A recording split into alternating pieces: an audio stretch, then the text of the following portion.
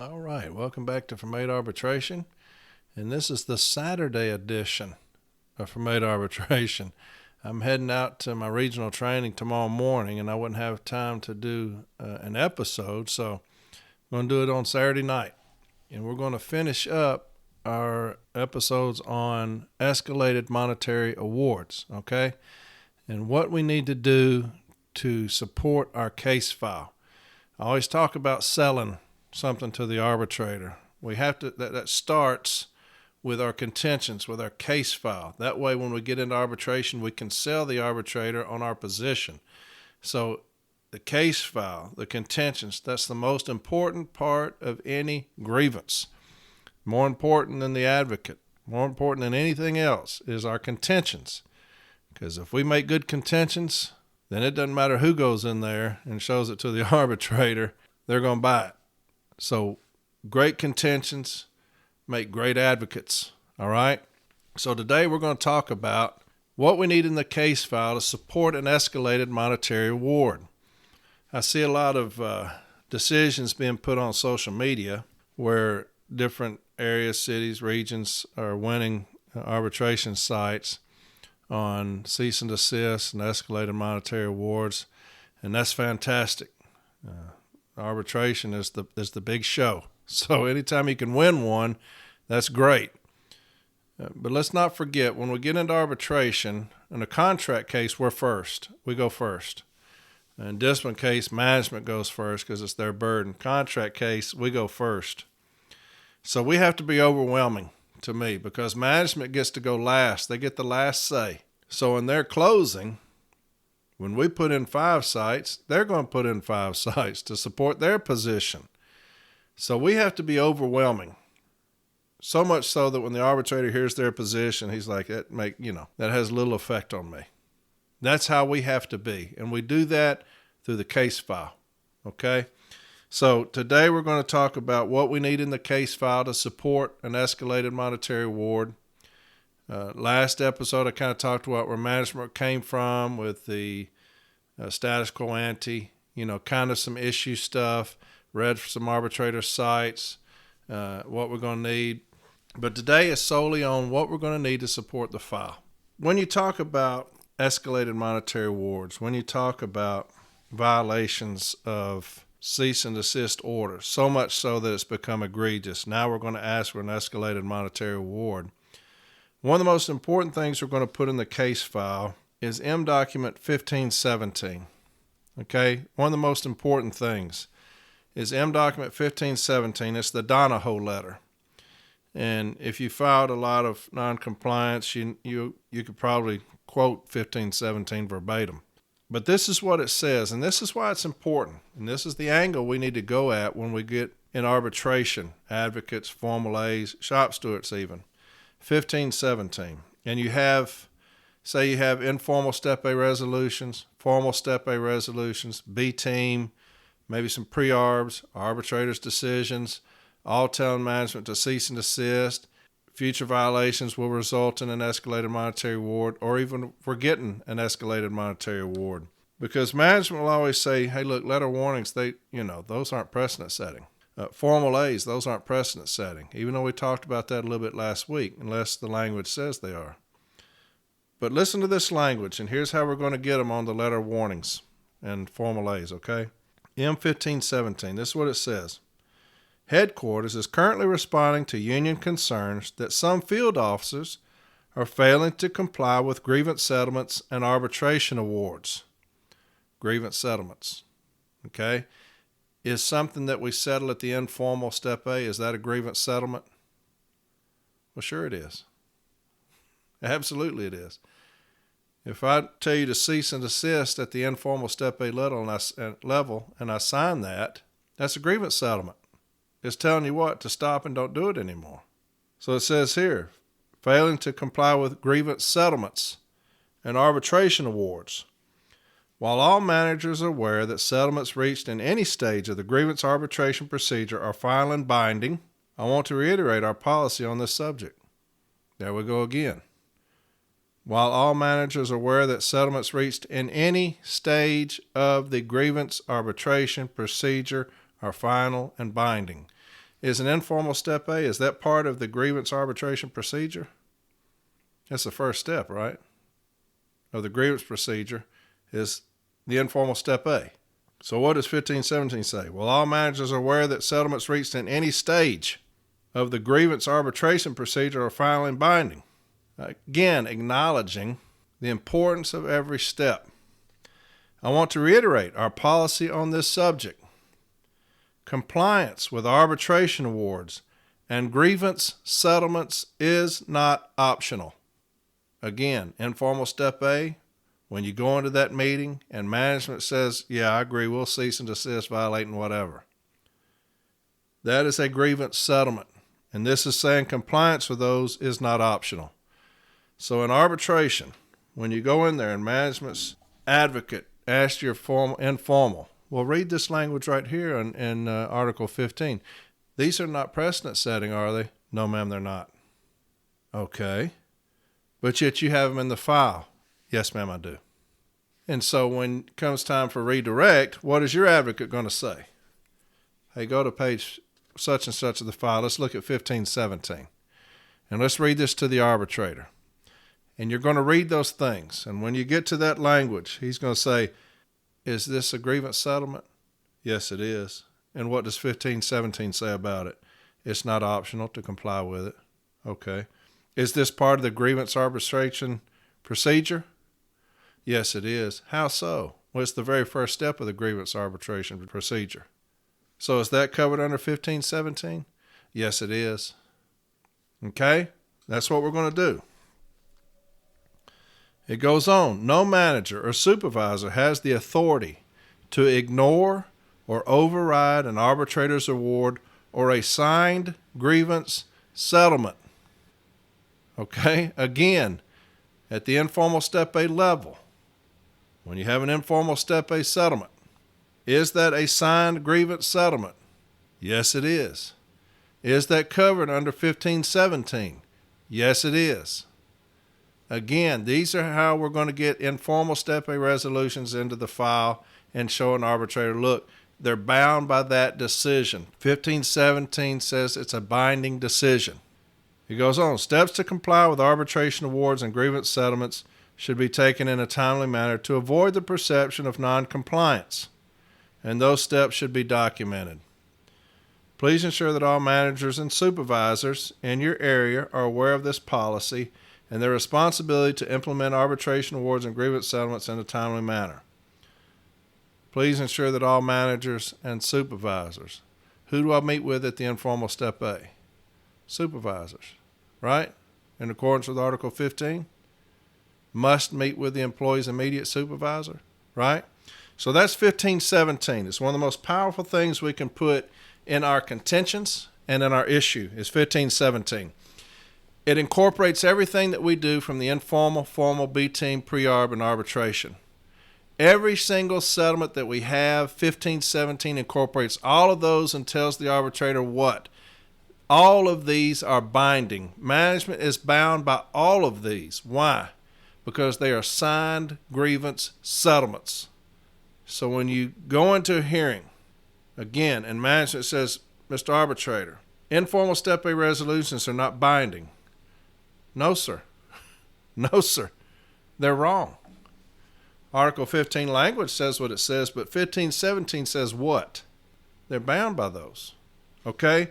So make sure any settlement that you have on a certain violation, whether it be Article 8, 17, and 31, anything that you have numerous cease and desists on, at any level, make sure we're putting 1517 in there.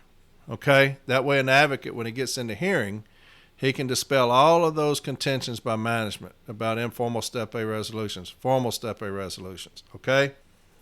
I'm going to talk about Lake Charles. And I would recommend anybody that deals with noncompliance or is dealing with noncompliance, anybody that's dealing with that, I would ask that you look at Lake Charles' decision, not because they're mine. I was the advocate for all of these, but you will see the arbitrators flat out smash management in Lake Charles. Some of the best language you'll ever use in noncompliance cases will come out of Lake Charles. Like I said, and I was wrong last week when I said when I went there it was $250. It had already reached that level of $250. There was an arbitration before I got there. It was in front of arbitrator Halter, and he denied the union's grievance on, really is a technicality. It had nothing to do with the advocate. The advocate that did it is legendary in our region. He doesn't do them anymore, but this guy was legendary, so it had nothing to do with him. But when we went forward, we didn't have the overtime desired list in the case file for some reason. And so the arbitrator denied the grievance based on that alone, the overtime desired list. So that tells you the importance of putting everything in the file. But he denied this grievance based on that. So I get assigned to the next one and go down there. So we're asking at this time for $500. Now, when you look for somebody to do something, professionals, when you look for if you've gotten shot, here in my city, if you're shot, you want to go to General Hospital. Why is that? Because they get hundreds of them a night. And that place, any shootings, you're pretty much going to go to General Hospital. So those doctors know their specialty is gunshots, gunshot wounds. That's what they deal with mostly, is gunshots. So if I'm shot, I'm going to tell them, take me to General Hospital, because that's what they deal with. If I need something done on my roof, I'm going to go get a roofer. I'm not going to go get a plumber, right? If I need something done on my car, I'm not going to go get a man who makes donuts for a living. I'm going to go to a man who works on cars for a living. If I have an Article 8 noncompliance violation, I'm going to go to A.J. Breaux in Lake Charles. Why? I guarantee he's dealt with it more than anybody else in the country. I'll put my job on it. If I've got an Article 8 noncompliance issue, I'm going to A.J. Breaux.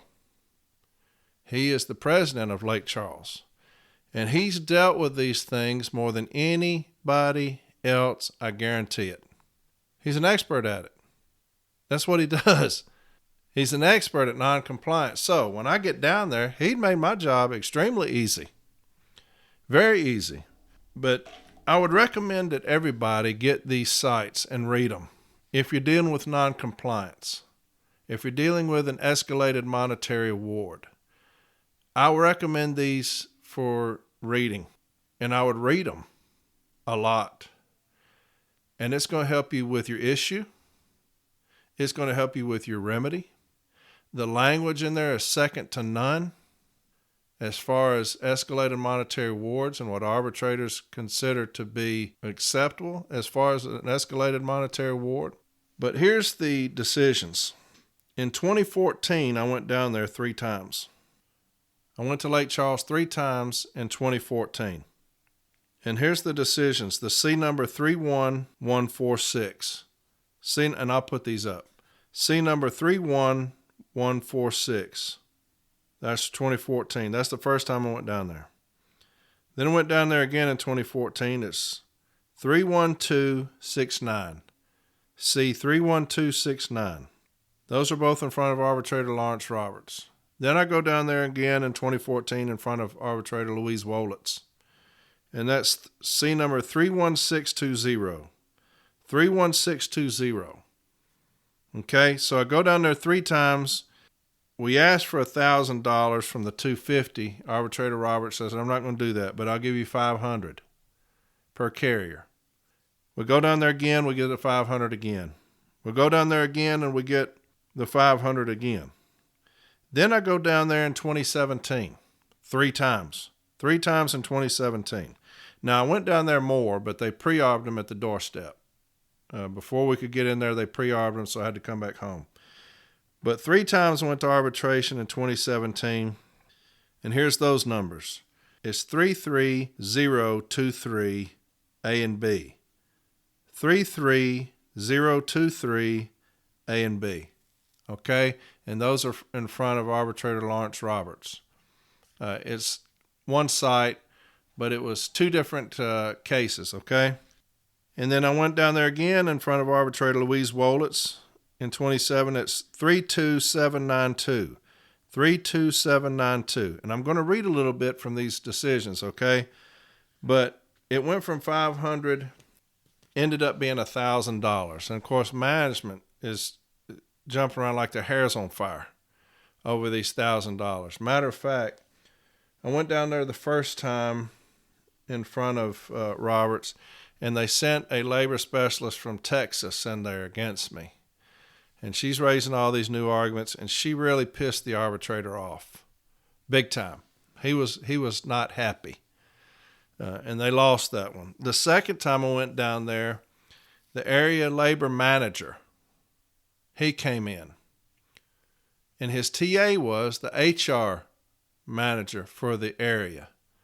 So they're trying to intimidate the arbitrator. They're bringing in the area labor manager, the head honcho for the area, and the head honcho for HR, the one who signs the arbitrator's checks. And she told him that. He's like, your name is familiar to me. She's like, yeah, I sign your check. That's exactly how she said it. So they're trying to intimidate the arbitrator. They lost that one. And that one was funny because when I went in there, this area labor manager, he comes up to me and he puts his arm around me. Corey Walton. I said, yes, sir. He's like, we went to training together. I said, no, sir. No, sir, we didn't. Yeah, we did. He said, we sure did. I said, I've never seen you before. He said, no, we went to train together. Well, this lady comes, I think her name was Bertha Brumfeld. I think that was her name. That sounds familiar. Maybe that's not. But she comes up and he's like, Miss Brumfeld, this is Corey. Didn't we go to training with him? We sure did. I said, I don't know either one of you people. And they're like, yeah, we went to training together. I said, what's your name? He said, my name is so-and-so. And I said, ma'am, what's your name? My name is so-and-so. I said, never heard of you. So I've never heard of either one of you. I said, never seen you before. And so that's how it started out. I was like, that's odd as hell. But anyway, they lost. So then we come back in front of arbitrator Wolitz. They lost again. And every time we go down there, they lose. I want to read you some of this language. And it was kind of what I was talking about this last episode, about just stop. Just stop doing it. And I promise you we won't be down here anymore. But this is arbitrator Roberts' decision. It's 33023 A and B. 33023 A and B. I'm going to screw that up this whole time. I'm going to start on page 6. And here's, I believe this is management's position. And here's what they say in their opening. As mentioned by the service, management each and every day fulfills their obligations. Furthermore, the service contradicts a union assertion that each and every letter carrier at Lake Charles was not harmed. Remember we talked about that? In the opinion of the employer advocate, Article 8 violations will continue to occur.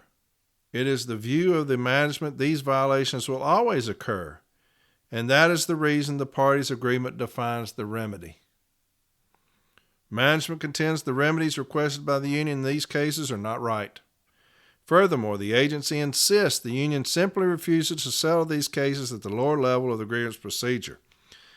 Now, here's something that we have going on in my installation now, where the Formal A from management has now started contending that very thing. Look, we don't agree to a cease and desist on Article 8 because there will always be Article 8 violations. They're always going to happen. That's exactly what they're saying. Look, we're not going to agree to a cease and desist because we're not going to stop. That's their contention, and I'm waiting for one of them getting to hearing. But this is their contention. It is a view of the management these violations will always occur. So in my closing, I read that to the arbitrator out of management's opening. I said, Mr. Arbitrator, listen to this now. This is how management feels. They're always going to occur. So I just put it down, took my glasses off. I said, Mr. Arbitrator, I said, why in the hell are you here? Why am I here? Why are they here? Hell, if they're always going to occur, then let's just pack it up and go on home. I didn't know that. I thought they'd been told to stop and don't do it anymore. I thought that was why we were here. But obviously that doesn't matter, because manager just told you, doesn't matter what you say. Doesn't matter what you award. It's always going to happen. Let's just deal with it. What if I just steal something every day? Corey, you stole this bank? Yeah, that's always going to happen. Don't worry about it. Well, you've been told to stop. Yeah, I know it. I've been told to stop it. I'm not going to do it. I'm going to steal something every day. That's what they're saying. It's always going to happen. Article 8 violations will always happen. Oh, shit. Well, I got 82 cease and desist. Let's just throw those away then. I didn't realize that was what we were going to say today. They're always going to happen. Y'all should have said that at the very beginning. We wouldn't have wasted all this time. But anyway, that's what they said. And it goes on. It is the claim of the agency. The union has taken bits and pieces out of the various cases since 2007. Now, this is 2014 now, remember. In order to assemble their argument today. And accordingly to the employer, this is simply improper, as it does not provide a true representation. And that's where I told y'all that no matter how many B-team decisions are in the file, advocates, read them all. Read every single one of them, because that's what I did. I read every single one of them. I went back to 2007, and me and AJ sat there all day in arbitration from 2007 to 14. What does this one say? Cease and desist. Go to this page. What does this one say? Cease and desist. What does this one say? Cease and desist. Can you imagine 80 of them? But we wanted to be overwhelming. We wanted to be overwhelming to management. And that's what we did. So that's the reason you put everything in the file. Put every decision you've ever had in the file. Every one of them. That's how we're going to support the case file, okay? They go on. The agency claims there is no monetary harm to support what the union is asking for here today. And the employer points out the violation in the second case equaled approximately $3,000, but the requested remedy is 43 times that amount. So we're asking for a lot of money. And here's the arbitrator. And this is why I like this language, and I think that y'all should read these and you can build your contentions off of them, or even cite these in your contentions. This is what I say. However, I do agree with the union in that the case file defines a clear track record of ritualistic and habitual violations of the Article 8.5 language by local management regarding the assignment of overtime.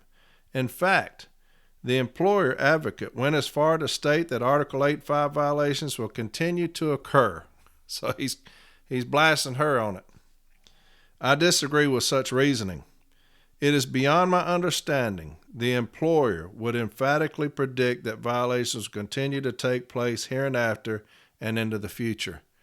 So in my closing, I beat that to death, and here he is in the decision. He's talking about it.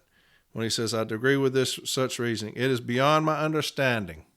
You don't ever want an arbitrator to say that about you. The language of Article 8.5 is straightforward.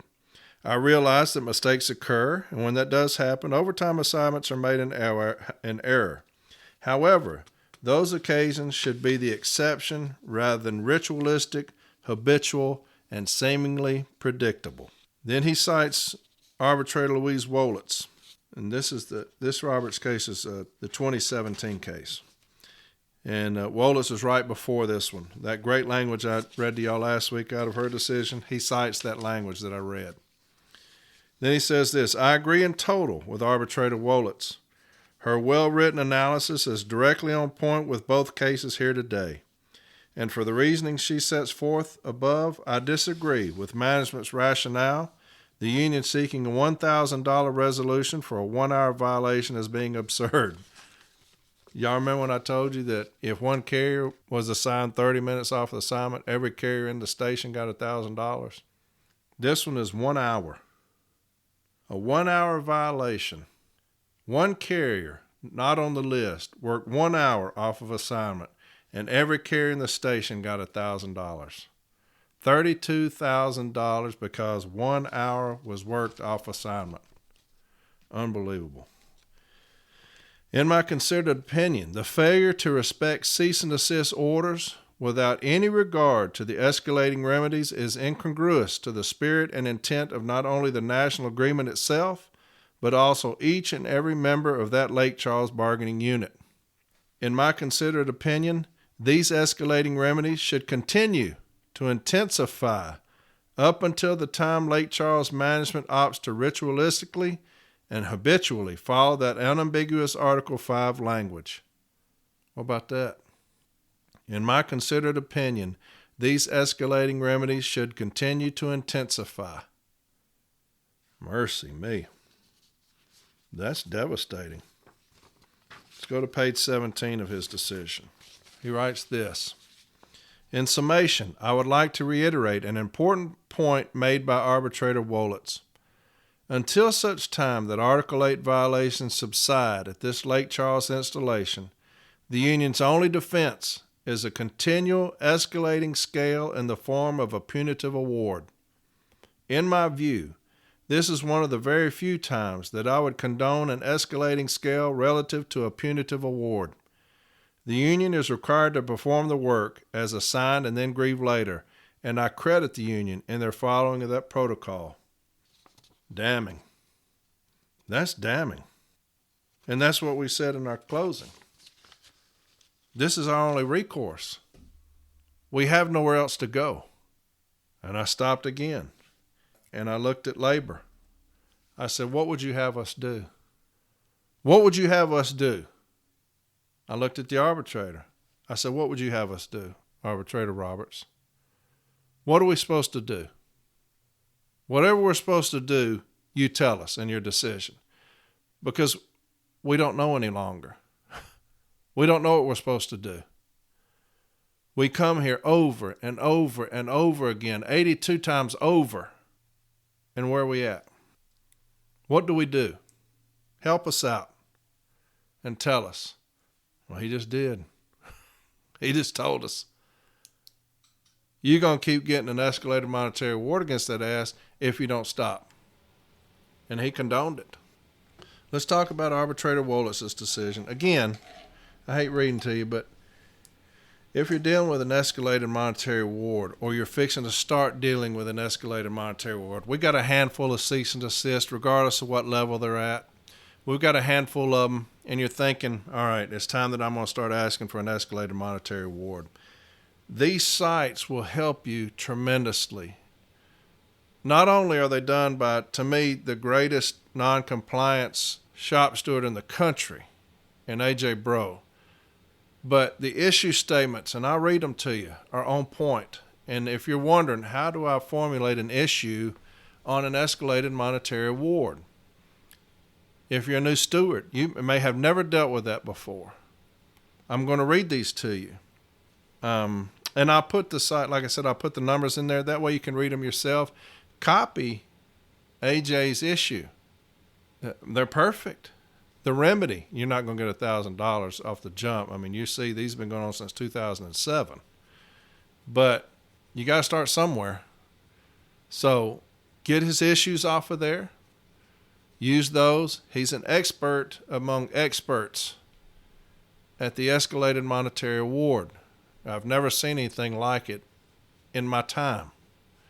Now, y'all may have some in your area that's more than that. I don't know. But to me, $1,000, if I work off assignment 20 minutes, every carrier gets $1,000?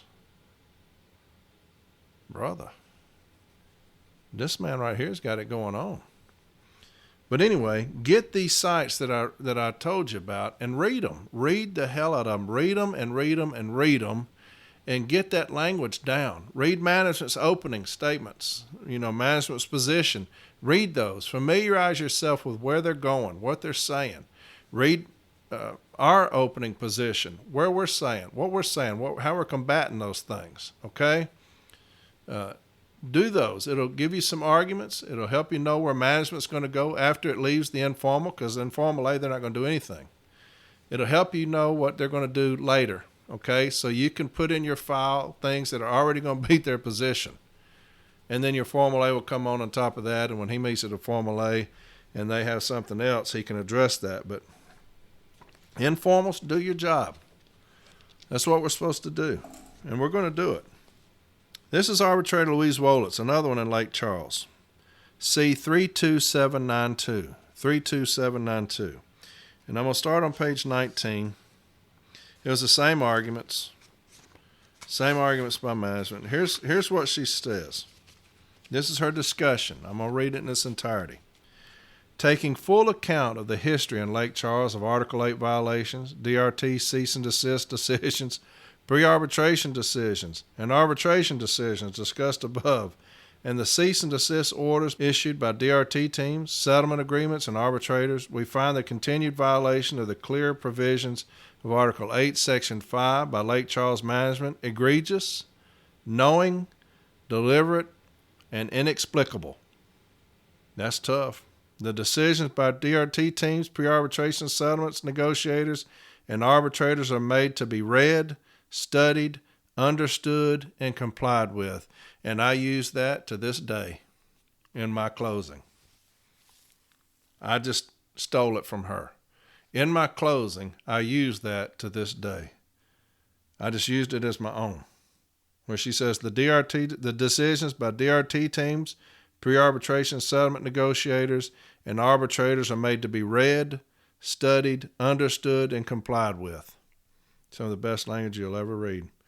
Yet in the case before us, Lake Charles Management has once again acted as though those decisions have never been rendered.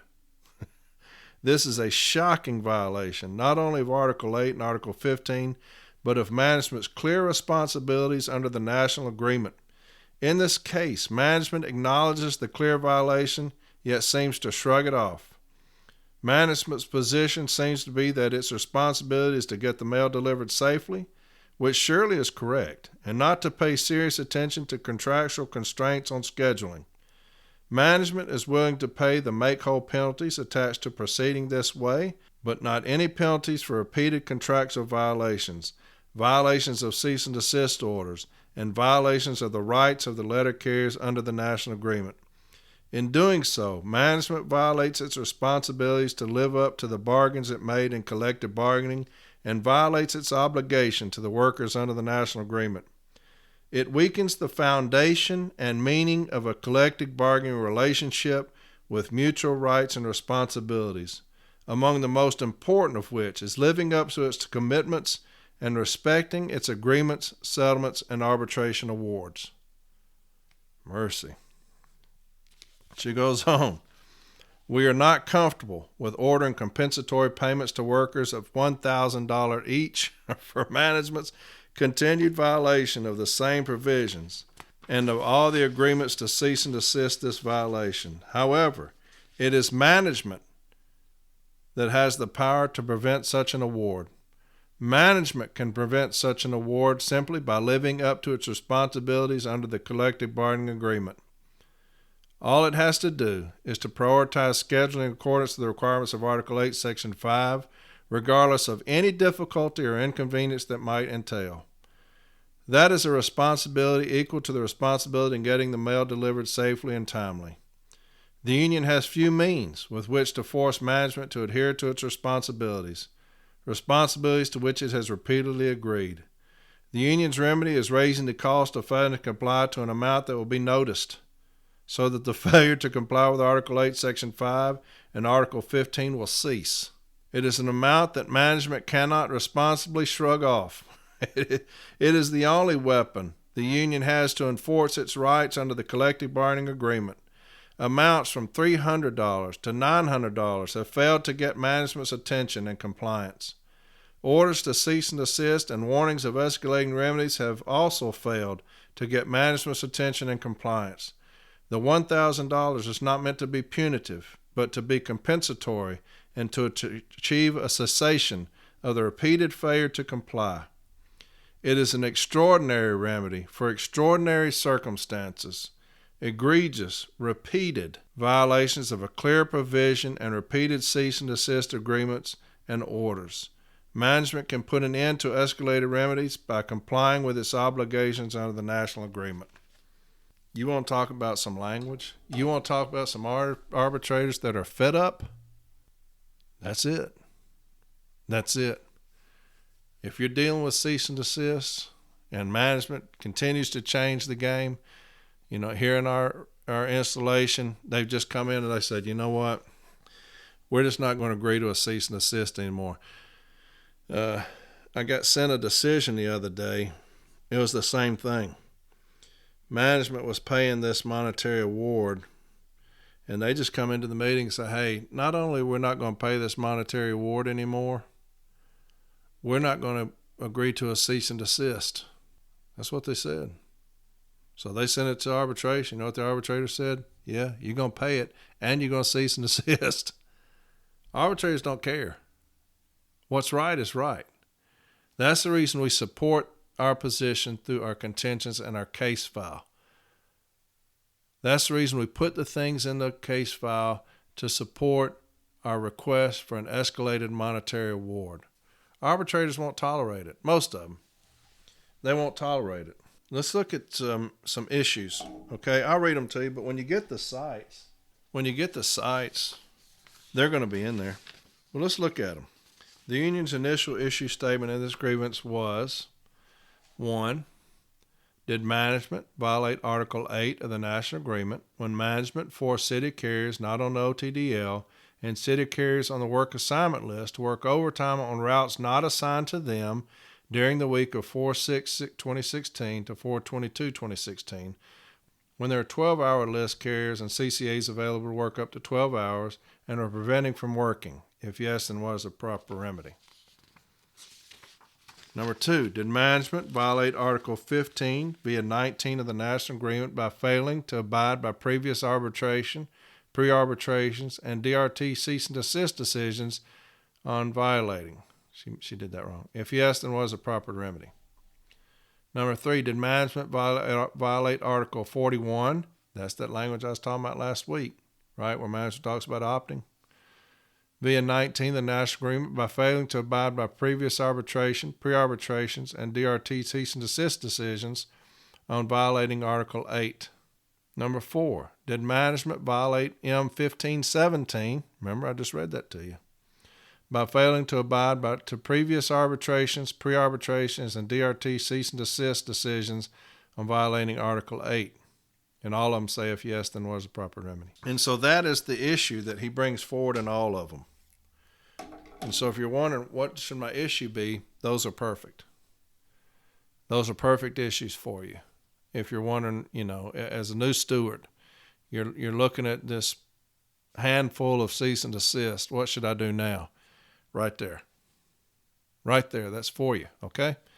That's a good issue. And then your remedy, here's the remedy. The remedy sought by the union as follows. And here's what she states. Management in the Lake Charles installation shall cease and desist from future violations of Article 8, Section 5 of the National Agreement. Management in the Lake Charles installation shall cease and desist from future violations of Article 15 of the National Agreement and adhere to Step B team pre-arbitrations and arbitration settlements. Management in the Lake Charles installation shall cease and desist from future violations of M1517 and adhere to Step B team pre-arbitrations and arbitration settlements. Let me talk about 1517 again a little bit. Management is so tired of us using 1517 against them. What they've started doing in my installation, and I don't know if they do it in yours, but they've now started contending we can't violate 1517. That's an internal email. That's an internal memo. Has nothing to do with, it's not supposed to have gotten out to anybody. It's an internal memo, therefore it cannot be violated. That's what they're saying. So in every decision that you have showing management violated 1517, point that out.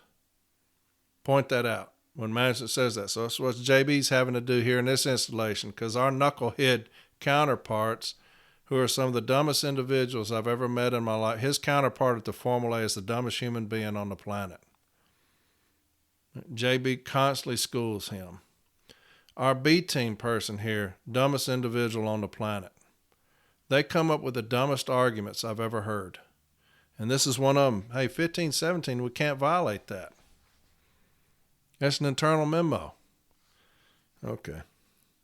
So get all the decisions that you have when they make that contention, and show this B team member, the very one that's doing this, or this formal A, the very one who's saying this, has 45 decisions prior to this saying they violated 1517, they'll cease and desist doing it. And now all of a sudden it's an internal memo. There's your remedy. Then they have, of course, the hours that the ODL should have worked, asking them to be compensated. And the ones that were forced to work, they were given the opportunity for admin or paid. The CCAs are paid up to 12 hours.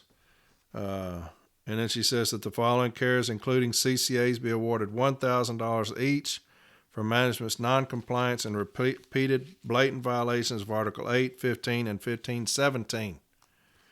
And there's 32 carriers on there getting that $1,000.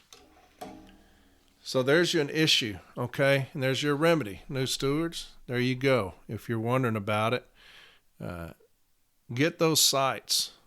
And there's a lot of great sites. These are not the only great ones, but I did these, so I know what they say. And I know that there's very good language. Get those sites. Management comes in with all the same arguments, and the arbitrators, they dispel all of those, okay? Let's keep on. Article 15. Where does it say that management has to abide by anything? When we say that management violate Article 15, I thought 15 was a grievance procedure. Informal, formal, B-team, arbitration. What's that got to do with anything? Well, I put Article 15. It does show that B-teams are precedent setting, that formal A's can be precedent setting, talks about informals. But the language you're looking for is 15.3a. Okay, 15.3a. Some people put in the issue statement Article 15, and some people specifically state 15.3a. Either one is fine. I just put all of 15 because I want the arbitrator to see if they have no idea what a B team is. It's their first case. B team decision sets precedent. Okay, so you can go and you say, hey, these 47 B team decisions, they all set precedents in this installation. All right, and they're not abiding by it. But anyway, 15.3a, this will be in your issue statement as well, okay? The parties expect that good faith observance by their respective representatives of the principles and procedures set forth above will result in resolution of substantially all grievances initiated hereunder at the lowest possible step, and recognize their obligation to achieve that end. At each step of the process, the parties are required to jointly review the Joint Contract Administration Manual. So that's what you're talking about. The parties expect that good faith observance by their respective representatives of the principles and procedures set forth above will result in resolution of substantially all grievances initiated hereunder at the lowest possible step, and recognize their obligations to achieve that end. So if you're continuing to send up decisions where you've been told to cease and desist, you're not doing your job, management. You're not doing your job. They've told you to cease and desist over and over and over again. Everybody has. And we're still sending these forward. That's a violation of 15.3a because you're not bargaining in good faith with us. So what else are we going to put in the file? We got 15.3a. Put that language in there. 15.17. Put that language in there, right? There's a template handed out by National, and it is an escalated monetary award template. All right, and it's got several national arbitrators awards in it. I'm not going to read all of this. It's a bunch. But it is a fantastic template. If you contact me, I will send you this template, but I'm not going to read this because it'll be 20 minutes of me reading to you. I'm not going to do it. But I will give you a Cliff Notes version of it, okay? But if you want it, and the sites that go along with it, and it's also 1517. I had a buddy of mine send it to me for this episode. But it talks about escalated monetary awards and the arbitrator's authority to grant us an escalated monetary award, okay? All the national arbitrators' decisions. It talks about those, and it has those included. And the very first of it says, the dispute in this case centers on the remedy for repeated willful violations of the same contract provisions. after prior grievances have been settled, instructing management to comply with that provisions. Management asserts there can be no other remedy than that which makes the affected employees whole for demonstrated losses suffered as a result of the violation. And then they go on a great deal about the arbitrator's authority. They talk about the United Steelworkers of America. That's M document 1787. Arbitrator Gamser, National Arbitrator Gamser. National Arbitrator Neil Bernstein. 153A. I just read that to you. That's in here. USPS Policy Letter 1517. It addresses that. National Labor Relations Act. It talks about those things. It talks about management, their arguments that I've been telling y'all about. It goes over those. And it's funny because it talks about page 4117 provides the parties' understanding on the issue, where it talks about the opting, and it even says that management in the instant case flatly rejects this rationale, arguing that because it appears in the discussion on opting, the concept of an additional remedy for willful repetitive violation only applies to Article 41 opting issues. You know, I talked about that on my last episode, so they've even put that in their little template here because management tries to say that so much. They got cite from National Arbitrator Richard Menthal. All of this is very good. I would put this in my contentions. Again, you get it from National, and it's their template on escalated monetary awards. You can probably call your business agent and get that. I would have that in my contentions, okay? Even if management doesn't make that argument at the informal and formal, because the B team or the advocate's going to make that argument, even though it's new. Most importantly, y'all remember my episode I talked about the Kingsport decision. Put that in your file. The Roberts decision out of Kingsport was C34197, 34197. Remember that one? And then M document 1967. That's that court's ruling about where the management tried to overturn Arbitrator Roberts' decision, 1967, M1967. Put that in your contentions, okay? And that is great language for the arbitrator.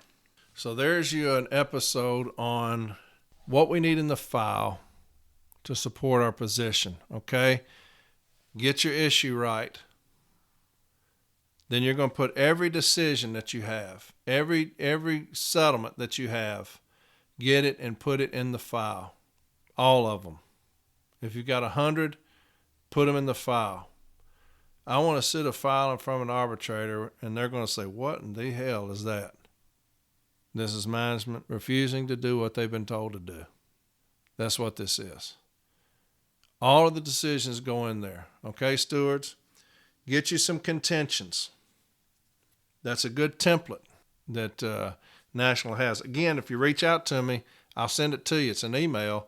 I'll email it to you. It has all those arbitrator sites in it, 15, 17, and those contentions there. I'll send all those to you. And you just put those in your file. Those contentions, use those, and you can testify to those contentions. Make sure your remedy is right. Make sure your remedy is right. We're asking for the appropriate things, okay? If it's your first time going for an escalated monetary award, don't ask for $400, $500. You're not going to get it. Don't do that. If you don't start out at 20, 30, 40, like I said last time, I went for 50 because I was angry. And luckily I got it. But, you know, somewhere around that area, something an arbitrator can look at and he can chew on that and swallow it pretty easily, okay? So your issue, we went over that a little bit. What to put in the file, okay? Message me. I'll send that to you and your remedy. Once you got a handful of cease and desist, it might be time to think about looking for an escalated monetary award, okay? So shop stewards, do your homework. Get you a good template of your own. If you want this template, reach out to me. I'll get it to you. But then add to it, okay? What's been going on in your city, in your station? What's been going on? Why are we asking for an escalated monetary award? I hope this has helped y'all. It's been 2 episodes on pretty much the same thing, an escalated monetary award. But we have new panels. And so we want to make sure when an arbitrator looks at it, why are we asking for him to write a check from the post office to us? Why are we asking him to do that? And what gives him the authority to do that? Look at those Lake Charles decisions. Again, read them. Read them and read them. The arguments in there are fantastic. AJ's a masterful noncompliance steward. I put him up against anybody. Look at the decisions, what the arbitrators say, where they're going, okay? And those will help you more than anything. Reading arbitrators' decisions, what they feel, what they see, what they're using, their reasoning, all right? So this is my episode, the last one on escalated monetary awards. I hope it's helped you and not confused you, all right? Y'all have a fantastic rest of the week. Next week, I'm going to be humping, man. I've got training, and then I have an arbitration the next Tuesday, and then the next week, and I think the next week. But I'm going to do an episode. I'm going to try to do it next Sunday. I've got JB's going to be here. We're going to be working over this arbitration. It's a joint statement case he did in a station here in our district. But I'm going to try to do an episode. I don't know what it'll be on, but I'll do something if it's wrong. All right. Hey, I appreciate y'all listening to this podcast. I do. I see a lot of comments about it. Yeah, I appreciate that more than you know. I do. I hope it's helping. Hope it's helping you. I do. And I'm going to keep on as long as you're listening. We'll make up something. But y'all have a fantastic rest of the day. It's 11 o'clock at night, and I'm sleepy. So y'all take care of yourselves. Have a great week, and I'll talk to you next week, all right? Bye-bye.